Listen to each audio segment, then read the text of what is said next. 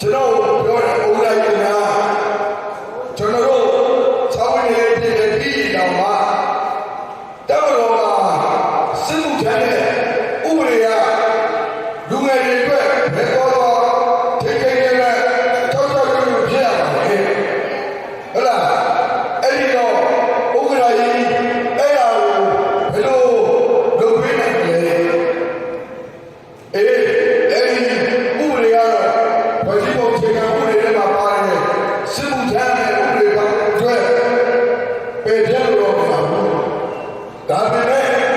တိုင်းပြည်မှာတိုက်ပွဲတွေမရှိတော့ဘူးဆိုရင်စစ်သားလိုအပ်တော့ဟုတ်လား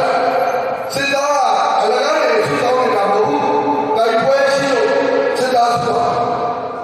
တိုက်ပွဲမရှိစစ်သားရှိရမှာမဟုတ်ဘူးဒါကြောင့်ကျွန်တော်တို့အရသာဆိုရ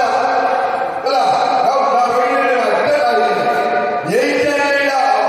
အရင်ကဆွေးနွေးသွားမယ်ဒါမှတိုက်ပွဲတွေရပ်သွားမယ်လို့ပြောရင်ထောက်ခံမလား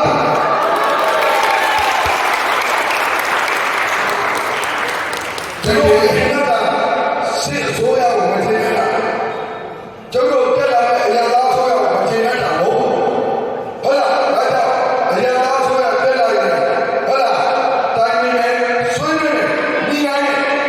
စစ်ပွဲတွေရလို့စစ်ပွဲတွေရပ်ပြီးဆိုတာနဲ့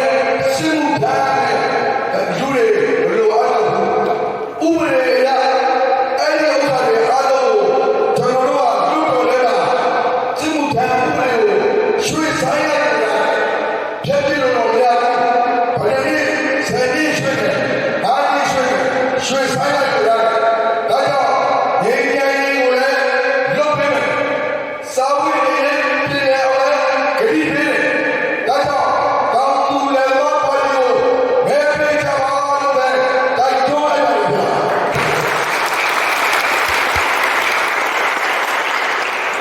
တော့အဲ့ဒီဥစ္စာကကျွန်တော်ခုပြောနေတဲ့ဥစ္စာကရှေ့မှာဗီဒီယိုရိုက်ပြီးတနိုင်ငံလုံးပြန်ဟုတ်လားတနိုင်ငံလုံးပြန်ဒါကြောင့်တော်တော်များများပြောတယ်ဥက္ကရာကြီးခင်ဗျားတို့တောင်သူတွေကပါပါကြီးကတိကျကိုကန်ထွိုင်းများဆွဲထားတာတိကျကိုကြည့်လိုက်ခင်ဗျားတို့လည်းကပါပါကြီးတွေမတိဘူးကွာ